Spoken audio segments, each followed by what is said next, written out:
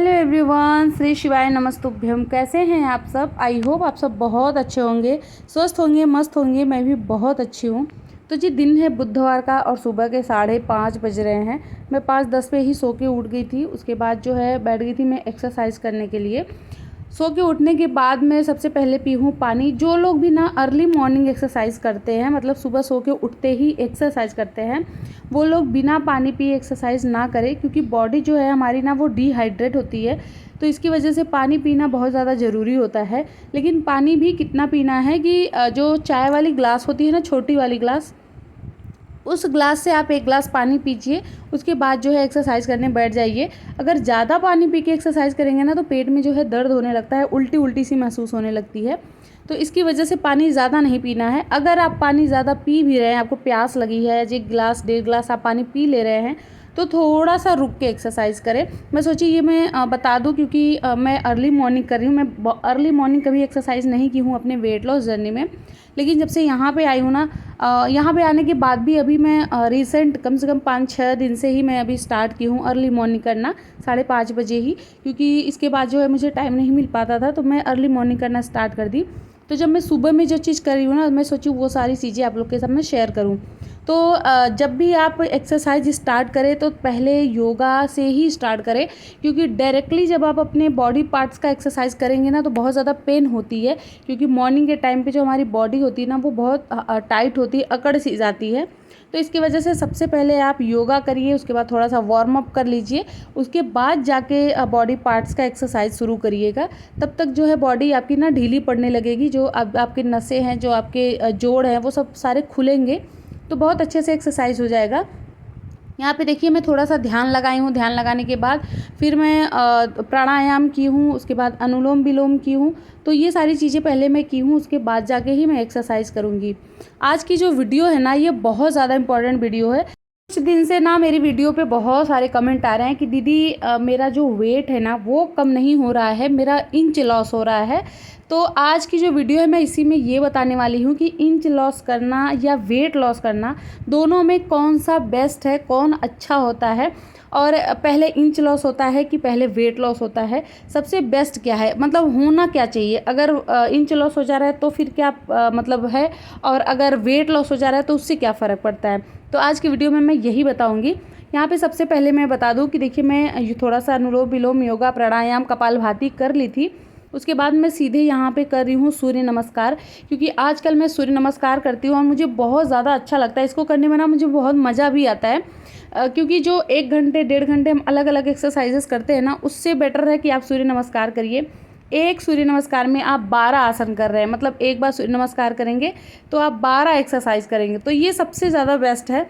और जो लोग नहीं कर पा रहे हैं ना, वो मतलब प्रैक्टिस करें, धीरे धीरे करना स्टार्ट करें। कुछ लोग ऐसे हैं ना कि जो 1-2 दिन में ही करने लग जाएंगे।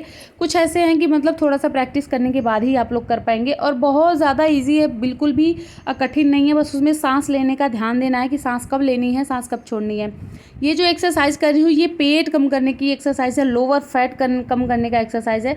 मेरा भी लोअर फैट अभी है मेरे टमी पे, क्योंकि मेरी बॉडी जो है बहुत ज़्यादा मोटी थी। सबसे ज़्यादा मेरा पेट ही निकला था मेरे बॉडी के अकॉर्डिंग। तो मैं अपना बहुत ज़्यादा पेट अंदर कर चुकी हूँ, सिर्फ लोअर फैट रह गया। वो भी जब मैं बैठती हूँ ना तो पता चलता है कि हाँ है, लेकिन अगर मैं खड़ी रहती हूँ या फिर लेटी रहती हूँ तो बिल्कुल भी पता नहीं चलता। खड़ी होने पे तो पता ही नहीं चलता कि लोअर फैट है, लेकिन जब मैं बैठती हूँ तो लोअर फैट जो है वो पता चलता है, क्योंकि जो लोअर फैट होता है ना वो लटक सा जाता है, तो बैठने पे वो ज़्यादा पता चलता है। चलिए जी, अब बताते हैं कि वेट लॉस होना और इंच लॉस होना में क्या अंतर है। इंच कम होने का मतलब होता है शरीर के माप में कमी। शरीर के माप में कमी, जैसे आपके कमर में, कूल्हों पे, जांघ पे, आर्म पे, आपके चेस्ट में, ये सारी जगहों का जो नाप होता है ना वो कम हो जाता है। जैसे मेरा पहले मेरे चेस्ट का जो नाप था ना वो 44 था। जब मैं सूट या ब्लाउज या कुछ भी मैं पहनती थी तो वो 44 इंच का मैं पहनती थी। बट अभी जो है मैं 38 इंच का पहनने लगी हूँ। तो ये होता है इंच में कमी। आपके ना बॉडी पार्ट्स के अलग अलग जगहों के इंच में कमी होने लगती है, लेकिन आप ना देखने में ऐसे ही लगोगे कि ये मोटी हैं बहुत ज़्यादा। जब इंच में कमी होती है, मैं तब का बता रही हूँ, देखने में तो आप बहुत ज़्यादा मोटे लगोगे, लेकिन आपके इंच में कमी हो जाएगी। जैसे वहाँ का जो वसा है ना वो पिघल जाता है, वो वहाँ का ख़त्म हो जाता है उन सारी जगहों पे। तो वहाँ का जो हमारा मसल्स है या मांस है ना वो कम हो जाता है, तो वहाँ इंच की कमी कहते हैं। अब जो है वज़न की कमी होने का मतलब है शरीर के सारे भाग में वज़न की कमी, मतलब पैर से लेके आपके सर तक एक बराबर वज़न कम होता है। ऐसा नहीं है कि पैर आपका मोटा रह गया है, हाथ आपका कम हो गया है। जब आपका वज़न कम होगा तो वो पूरे शरीर का वज़न कम होगा, और उसे जब हम मशीन पे चढ़ के नापेंगे ना, वेट मशीन पे, तब पता चलता है कि हमारा वज़न इतना था और इतना कम हो गया। अब बताऊंगी कि वज़न कैसे कम होता है और इंच कैसे कम होता है। जिन जिन लोगों का इंच कम हुआ है वो लोग मुझे कमेंट ज़रूर करेंगे कि दीदी आप सही बोल रही हो। इंच कम होता है जब हम एक्सरसाइज करते हैं, वॉक करते हैं, उसके साथ में हम डाइटिंग करते हैं, हम तीनों चीज़ करते हैं तो हमारा इंच लॉस होता है, वज़न के साथ साथ इंच लॉस होता है। जैसे अभी मैं एक्सरसाइज कर रही हूँ ये वाला, तो ये पेट कम करने की एक्सरसाइज है, साथ में जांघों के लिए है। तो जब मैं एक्सरसाइज करूँगी ना तो यहाँ का जो वसा है वो कम होता है, तो इससे इंच लॉस होता है। अगर मैं एक्सरसाइज ना करूं, सिर्फ़ और सिर्फ मैं वॉक करूं, वॉक करने के बाद मैं डाइटिंग करूं, तो उससे जो है हमारा वज़न कम होगा, क्योंकि वहाँ पे कैलोरी बहुत ज़्यादा बर्न होगी। जब कैलोरी बहुत ज़्यादा बर्न होती है ना तो फिर हमारा वज़न कम होता है। और जब हम एक्सरसाइज करते हैं तो हमारा बॉडी शेप में आता है। मैं बहुत बार बोल चुकी हूँ कि एक्सरसाइज और वॉक में भी मैं अंतर बता चुकी हूँ। तो बॉडी आपकी शेप में आती है। बॉडी कब शेप में आएगी? जब आपका इंच कम होगा। जैसे आपका बहुत मोटा सा बाजू है, जब वहाँ का वसा कम होगा, वहाँ का इंच कम होगा, तो वो पतला हो जाएगा। तो इसलिए एक्सरसाइज करने से ना आपका जो है इंच कम होता है। अब बताऊंगी मैं दोनों में अच्छा क्या है। तो दोनों में सबसे ज़्यादा अच्छा है इंच की कमी होना। इंच जो है वो सबसे ज़्यादा स्वस्थ माना जाता है, इंच की कमी। अगर आप चाहें तो दोनों करिए। जैसे मैं देखिए यहाँ पे जल चढ़ा रही हूँ, मैं कितनी पतली सी लग रही हूँ, लेकिन यही ब्लाउज और यही सूट सब कुछ मुझे नहीं होता था पहले, क्योंकि मैं बहुत ज़्यादा मोटी थी। और मेरा जो है ना वो ना इंच पहले कम हुआ है, ना वज़न पहले कम हुआ है। मेरा इंच और वज़न दोनों साथ साथ में ही कम हुआ है। मेरे स्किन पे कभी कोई झुर्रियाँ नहीं है, मेरे चेहरा मेरा डल नहीं हुआ है, मेरे बाल नहीं गिरे हैं, क्योंकि मैं बहुत स्वस्थ जीवन शैली के साथ में अपना वज़न में कम की हूँ, जिसमें मैं प्रोटीन का बहुत अच्छे से ख्याल रखती थी, फाइबर का अच्छे से ख्याल रखती थी, कैल्शियम की कमी नहीं होने दी मैं अपने अंदर। उसके साथ में जो है मैं वॉक बहुत ज़्यादा करती थी, 10,000, 12,000, 15,000 स्टेप, जिसमें से 600, 700 कैलोरी बर्न होती थी। तो जब कैलोरी बर्न होगी ना तो आपका वज़न कम होगा, क्योंकि जितना कैलोरी आप खा रहे हैं उससे ज़्यादा तो आप बर्न कर दे रहे हैं। एक्सरसाइज मैं बहुत ज़्यादा करती थी, शुरू से मैं 1 से 1.5 घंटे एक्सरसाइज की हूँ। एक्सरसाइज करने से ही मेरी बॉडी जो है वो शेप में आई है। जगह जगह का जो मेरा फैट है वो कम हुआ है। मैं पहले से बहुत ज़्यादा पतली हो चुकी हूँ। तो मतलब मेरे इंच होने का मेन कारण है एक्सरसाइज करना। जिनको भी अपना इंच कम करना है वो लोग एक्सरसाइज ज़रूर करें। बहुत लोग कहते हैं कि मैं बिना एक्सरसाइज के अपना वज़न कम कर ली हूँ। तो बिना एक्सरसाइज के जब अपना वज़न कम करेंगे ना तो वो बिना एक्सरसाइज के वज़न बढ़ेगा भी बहुत आराम से, सिर्फ 4 से 6 महीने ही बढ़ जाएगा। मुझे मेरे ससुराल में आए 1 महीने हो गया है, मैं बहुत अच्छे से डाइटिंग नहीं कर पाती हूँ। वही दाल चावल रोटी सब्जी खाती हूँ, रात के डिनर में भी मैं रोटी दाल सब्जी खाती हूँ, लेकिन फिर भी मेरा वज़न जो है वहीं के वहीं है। और नहीं तो और जो भी मैं सूट ली थी ना वो सारे के सारे मुझे ढीले भी हो रहे हैं, क्योंकि मेरा जो वज़न है ना, मतलब सॉरी, मेरा जो वेट लॉस जर्नी रहा है, या मैं जो वेट लॉस की हूँ ना वो बहुत नेचुरल तरीके से की हूँ और धैर्य रख के की हूँ, ना कि जल्दबाजी में मेरा इतना कम हो जाए, इतना कम हो जाए, इतना कम हो जाए। मेरा 3 महीने पूरा नहीं हुआ था, उससे पहले ही मेरा 15 किलो वज़न कम हुआ है। दूसरा चीज़, मैं चीनी छोड़ दी थी, मैं चावल भी छोड़ दी थी। मैं चावल बिल्कुल नहीं खाती थी। मैं रोटी खाती थी, मल्टीग्रेन आटे की रोटी खाती थी। आलू वगैरह मैं बहुत कम यूज़ करती थी, आलू बिल्कुल भी नहीं खाती थी। कभी कभी खाती थी, ऐसा भी नहीं कह सकते बिल्कुल नहीं खाती थी। चावल और चीनी तो बिल्कुल भी नहीं टच करती थी, लेकिन आलू कभी कभी ले लेती थी। ज़्यादा मैं हरी सब्जियाँ वगैरह खाती हूँ, तो इसकी वजह से जो मेरा वेट लॉस है बहुत आराम से, बहुत अच्छे से हुआ है। तो जिनको भी अपना वज़न कम करना है वो अर्ली मॉर्निंग उठ के पहले नींबू पानी पी लें। नींबू पानी के बाद जो है आप अजवाइन, मेथी, जीरे का पानी पीजिए। जिनको थायराइड है वो धनिया का पानी, लौकी का पानी पिए। उसके बाद जो है आप नाश्ता, हेल्दी नाश्ता करिए जिसमें प्रोटीन और फाइबर भर भर के हो, वो चीज़ करिए। सबसे ज़्यादा आप स्प्राउट खाइए। मैं खुद स्प्राउट खा खा के ही अपना वज़न कम की हूँ। मैं बहुत ज़्यादा चटपटा वगैरह नाश्ता नहीं बनाती थी। बाद में मैं आप लोग के साथ शेयर करना स्टार्ट की चीला वगैरह, क्योंकि बहुत सारे कमेंट आते थे कि दीदी ना स्प्राउट खा खा के बोर हो गए हैं, तो मैं उसका फिर चीला बना के बताने लगी। लेकिन अगर आपको अपना वज़न कम करना है तो आपको टेस्ट को भूलना पड़ेगा। कैसे बोल रहा है? वाह, ये कैसे बोला? कोयल कैसे बोल रही है? कू। मुंह कैसे कर रही है? कोई कोई कोई कोई कोई बुला रही है आदू। वही कोयल बुला रही है। लहंगा तो बहुत सुंदर लग रहा है आपका। कौन लाया है?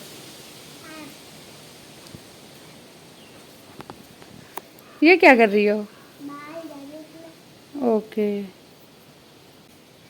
देखो कैसे कर रही है बाल, हेयर स्टाइल। अब दर्द नहीं कर रहा है क्या आपका?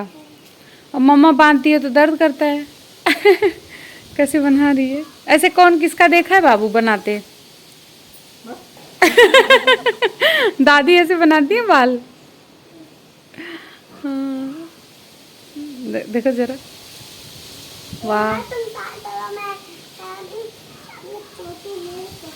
करिए हवा, तुम शांत रहो, भी मैं अपना चोटी कर रहा हूँ। हवा शांत नहीं होता है बेटा। शुरू करना अपने गैस को चलिए तो बाहर जाते हैं हम लोग। आपको दिखाओ, पहले अपना फोटो खींच लो। चलो बोलो, और क्या करना चाहती हो आप गाइस से? गाइस, मैं और करना चाहती हूँ हेयर स्टाइल। ये चुटकीदार तुम वाओ, वेरी नाइस। बहुत प्यारा बेबी लग रही हो। ये तो मेरा अच्छा बच्चा है। अच्छा, लाइक शेयर सब्सक्राइब के लिए बोल दो। लाइक से सब्सक्राइब। आधा चीज़ खाना खा लिया ही तो है जब मैंने गिराया। आजा। टेस्ट भूलना मतलब ये नहीं है कि खाने को ही भूल जाओ। जितना हेल्दी खाना बनाओ ना उतना ज़्यादा टेस्टी होता है। टेस्ट का मतलब ये है कि ज़्यादा तेल, ज़्यादा मसाला, ज़्यादा चटपटा, ये सारी चीज़ें भूल जाइए। और ये मेरा मन नहीं कर रहा है, मेरा कुछ और मन कर रहा है खाने का, ये भी भूल जाइए अगर आपको वज़न कम करना है और स्वस्थ रहना है। उसके बाद जो है आज मैं मेरा व्रत था, एकादशी का व्रत है। इसकी वजह से मैं बहुत ज़्यादा खाना पीना नहीं दिखा पा रही हूँ आप लोग को, क्योंकि मैं खुद खाऊंगी नहीं। मेरा आज व्रत है। मॉर्निंग के टाइम पे बाबूजी को मूंगफली का दाना और ये फलाहार आलू का कचालू बना के दे दी थी। अभी मैं और मेरी मम्मी हम दोनों लंच किए हैं। यहाँ पे मैं फेस के लिए बहुत अच्छी सी रेमेडी बता रही हूँ। यहाँ है हल्दी, ये घर की हल्दी है, इसे मैं सील पे पीसी हूँ। ये बहुत ज़्यादा अच्छी हल्दी होती है। फिर इसमें डालना है थोड़ा सा चीनी। अगर चीनी बहुत बड़े बड़े साइज़ के हैं तो उसको थोड़ा सा क्रश कर दीजिएगा, थोड़ा छोटा छोटा हो जाए। उसके बाद जो ये टमाटर है ना, इसको राउंड शेप में काटना है। देखिए मैं जोड़ के दिखा रही हूँ कि ये टमाटर था, इसको राउंड शेप में मैं काट ली हूँ। हल्दी और चीनी को अच्छे से मिक्स कर देना है। उसके बाद जब ये मिक्स हो जाएगा तो टमाटर के ऊपर ही इसको लगाना है। लगाने के बाद आपको अपने चेहरे पे मसाज करना है। ये बहुत ज़्यादा अच्छा है। इसको आप लोग करेंगे ना तो आपको ना फेशियल की ज़रूरत नहीं पड़ेगी। इंस्टेंट ग्लो लाता है। अगर आपको पार्टी में जाना है या कहीं भी जाना है तो 3 दिन 4 दिन पहले से इसको करिए ना, आपका चेहरा चमकने लगेगा। बहुत ज़्यादा अच्छा होता है। दाग धब्बे जो होते हैं ना उसको ये रिमूव करता है। और जो मतलब होम मेड चीज़ें होती है ना, जो घर पे बना के घरेलू चीज़ें जो आप यूज़ करते हो अपने फेस पे या बॉडी पे, वो तुरंत तो असर नहीं करती, लेकिन जब असर करती है धीरे धीरे ना तो वो फिर लंबे टाइम तक रखती है। अब जो हम फेशियल कराते हैं ना, तो फेशियल करा के हम जैसे उठते हैं ना वैसे हमारा चेहरा जो है ग्लो करने लगता है, लेकिन बाद में वो फिर मतलब डल भी हो जाता है, अजीब सा हो जाता है, सूट करे या ना करे। तो ज़्यादा से ज़्यादा चीज़ें यही सब अपने फेस पे लगाइए। मैं जैसे एलोवेरा बहुत ज़्यादा लगाती हूँ। आलू है, आलू को मैं मतलब कद्दूकस कर लेती हूँ, उसका रस निकाल के वो लगाती हूँ। टमाटर में आप लोग को दिखाई मैं चीनी और हल्दी डाल के मैं लगाती हूँ। तो ये सारी चीज़ें फेस पे हाथ पे लगाइए ना, बहुत अच्छे से, बहुत ज़्यादा ग्लो करता है। मैं कभी भी फेशियल नहीं करवाती हूँ। मैं मेरी शादी में फेशियल हुआ था और मेरे घर में एक शादी थी तो उस टाइम पे मैं करवाई थी। अभी रिसेंट मेरे घर में शादी निकली है लेकिन मैं फेशियल नहीं करवाई हूँ।